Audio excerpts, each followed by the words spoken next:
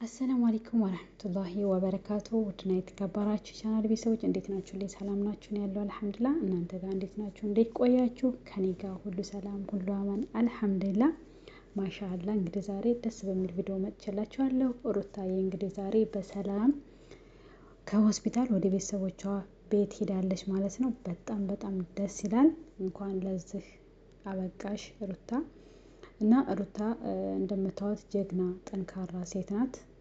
አንዳንድ ጊዜ ባሎቻችሁ ሌላ ሴት ጋር እንደዚህ የሆነ ብቻ ያለውን ነገር ያብርሽን እያያችሁት ነው። እንደዛ ሲሆን እሷ ጠንክራ እርግዝናዋን በክብር ተንከባክባ ራሷን ጠብቃ ራሷን ሳትጥል ጀግና ምንም እንዳረገዘ ሰው እንኳን ሳትሆን ውስጡ እንደተጎዳ ሰው ሳትሆን ጠንካራ ሆና እዚህ ደረጃ ደርሳለች ማለት ነው።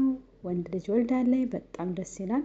እንደሷ ጠንካራ ለመሆን ብዙዎቻችሁ አንዳንድ ጊዜ ባሎቻችሁ የሆነ ነገር ሲያደርጉ ወይንም ባሎቻችሁ ሌላ ሴት ጋር ሲሄዱባችሁ በሚዲያ እየመጣችሁ የምታለቅሱ ስንት ነገር የምትሆኑ አላችሁ። ከሩታ ተማሩ ማለት ነው። እና ሩታ በጣም ጀግና ለኛ አርአያ የምትሆን ሴት ናት። ሁሉንም ነገር በክብር ለሚመጣው ነገር ሁሉ የምትመልሰው ምላሽ ማለት ነው። በጣም ትህትና የተሞላበት እርጋታ የተሞላበት ጎበዝ ጀግና የሴቶች ተምሳሌት ናት ማለት ነው። አሁን ደግሞ እናት አባቷ ጋር እንደምትታረስ ተናግራ ነበር። አሁን ደግሞ በክብር እናቷ ጋር ወደ ቤተሰብ ሄዳለች ማለት ነው። ከሆስፒታል እንግዲህ ወደ ቤቷ ገብታለች። በጣም ደስ ይላል። ሴቶችዬ ለሆነ ነገር ሩጣችሁ ውሳኔ አትወስኑ። ሄርሜላ ደግሞ አንዳንድ ጊዜ በትዳር ውስጥ ገብታችሁ ሰላም የምትነሱ ሴቶች በጣም ነው የሚደብረው። አንደኛ እንግዲህ እሷ የልጅ እናት ሆናለች። አብርሽም የልጅ አባት ሆኗል። ልጃቸውን ቢያሳድጉ በፍቅር በአንድ ላይ ተሳስበው ቢኖሩ ሶስተኛ ወገን ባይገባ ጥሩ ነው ማለት ነው።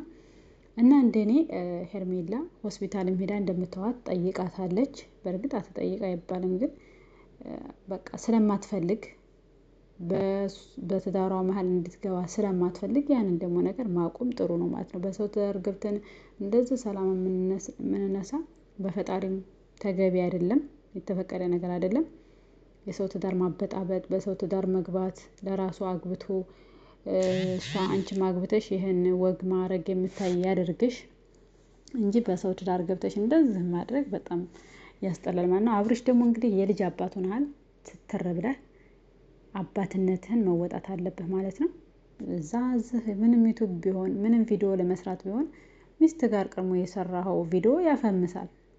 አሁንም ፈምሳል፣ ከዚህም በላይ ያፈምሳል። ሚስት ጋር ከእንግዲህ ልጅህ ጋር እየመጣችሁ ቀድሞ ቪዲዮ ከሰራችሁ በጣም ትልቅ ደረጃ እንደምትደርሱ እርግጠኛ ነኝ ማለት ነው።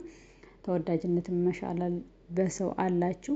ኦዲየንስም የሚፈልገው የእናንተን ሰላም ትዳራቸውን ልጅ መጣ። እንግዲህ ልጅ ደግሞ ከእናንተ የሚያየው መልካም ነገር ነው። መልካም ቪዲዮ ስትሰሩ ነገም ለልጃቸው አርአያ የሚሆን ቪዲዮ ነው እንጂ ጸብ ጭቅጭቅ ያለበት አንዲቱ ጋር መሄድ በዛ መሄድ ይሄም ለልጅም ለወደፊት ትውልድም የሚጠቅም ነው ብዬ አላምንም ማለት ነው። ስለዚህ እንደራሴ ሄርሜላ ከነ አብርሽ ህይወት ብትወጣ ጋይስ ምን ትላላችሁ? ከህይወታቸው ከባልና ሚስት መሀል መግባት አስፈላጊ ስላልሆነ ከህይወታቸው ይሄ ያለፈው ጊዜ አለፈ። በቃ ከእንግዲህ ያለፈው ህይወት አለፈ። ከእንግዲህ በኋላ ግን በቃ እርግፍ አድርጋ መተው አለባት ማለት ነው። ሄርሜላ ከህይወታቸው መውጣት አለባት። ሩታዬን በሰላም እንግዲህ በሽልም ውጪ። ልጅሽን እንኳን ለማቀፍ አበቃሽ። የተፈተነ ብዙ ውጣ ውረዶችን ያለፈ ዋጋ አለው ማለት ነው። መጨረሻ ላይ ለሁሉም ነገር መታገስ ዋጋ አለው ጋይስ ማለት ነው። እና በጣም ደስ ይላል። በርቺ። ልጅሽን ደግሞ አድርጎ ትልቅ ደረጃ የሚደርስ ያድርግሽ። እህታችን በጣም ነው የምንወድሽ፣ በጣም ነው የምናከብርሽ። በይህ አጋጣሚ በጣም ትዕግስትና ለሴቶች ተምሳሌት የምትሆን ሴት ናት። ከምር በጣም ጀግና፣ በራሷ ኮንፊደንስ ያላት፣ ራሷን የማትጥል ወንድ ሄደብኝ ብላ እንደዚህ ሚዲያ ላይ መታም ሆነ እንደማንኛው ዩቲዩበሮች ባሎቻቸውን ወይንም የሆነ ነገር ሲሆኑ ሬር ልቀቁኝ ያዙ ልቀቁ እንደሚሉት አይደለችም። ጀግና በራሷ ኮንፊደንስ ያላት ሴት ናትና ሴቶችዬ ከሷ ተማሩ። እና ቪዲዮ ላይክ፣ ሼር፣ ሰብስክራይብ እያደረጋችሁ አበረታቱ። በጣም ዛሬ ደስ ብሎኛል። የሰው ደስታ የሚያስደስታችሁ በሙሉ እንግዲህ መልካም ልብ ያለው ነው የሰው ደስታ የሚያስደስተው። መልካም ልብ የሌለው ደግሞ ምንጊዜም የሰውን ክፋትና መጥፎ አወዳደቅ እየተመኘ ነው የሚኖረው ማለት ነው።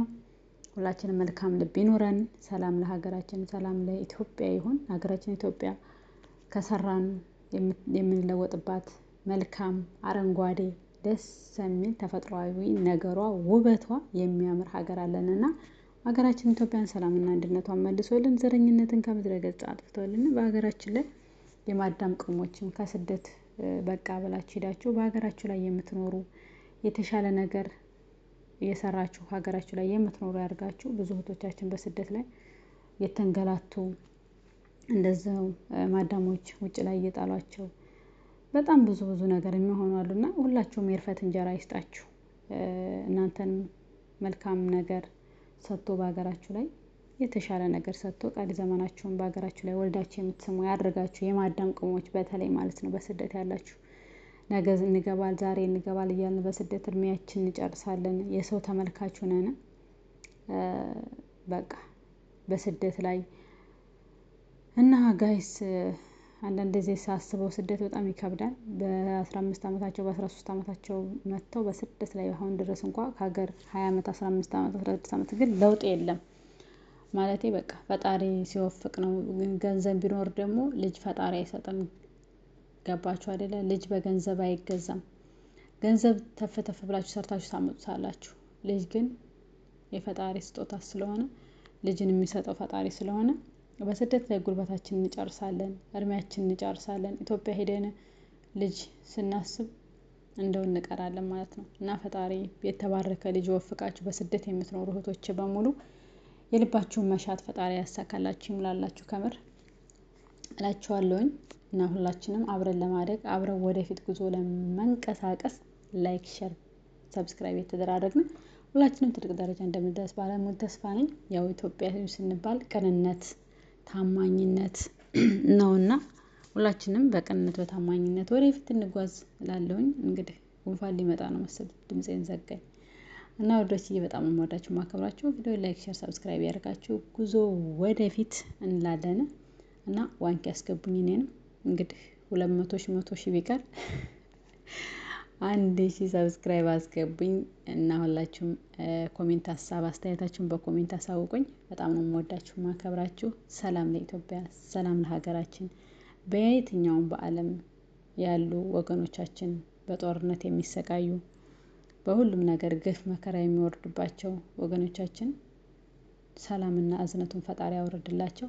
ቅንነትና ታማኝነትን ፈጣሪ መተዛዘንን ያበርክትልን። በጣም የምወዳችሁ ማከብራችሁ። ወሰላሙ አለይኩም ወራህመቱላሂ ወበረካቱ። አሰላሙ አለይኩም ወራህመቱላሂ ወበረካቱ። ውድና የተከበራችሁ ቻናል ቤተሰቦች እንዴት ናችሁ?